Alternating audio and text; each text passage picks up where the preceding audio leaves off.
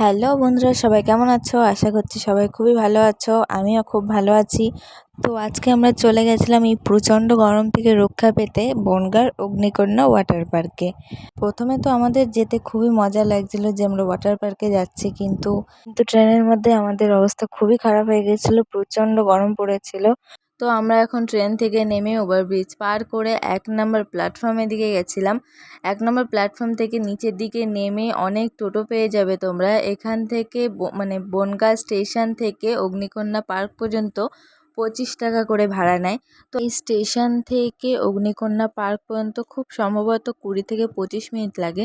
তো আমাদের টোটোওয়ালা কাকু ওখানে নামিয়ে দিয়েছিল। আমরা এবার ফোনের কভার কিনে নিয়ে আমরা মেইন টিকিট কাউন্টারটায় চলে এসেছিলাম, যেখানটায় ড্রাই পার্কের ভাড়া ছিল 50 টাকা এবং ওয়াটার পার্কের ভাড়া ছিল 150 টাকা।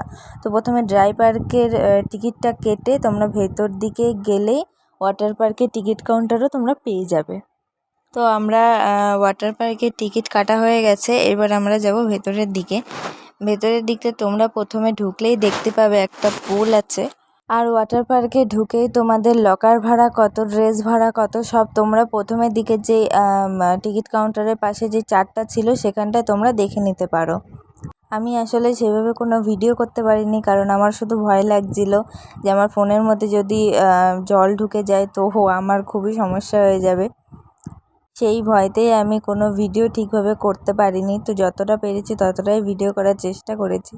তোমাদের যদি আমার ভিডিও ভালো লাগে তাহলে লাইক, শেয়ার, কমেন্ট অবশ্যই করো। আজকের মতো এইটুখানি, টাটা।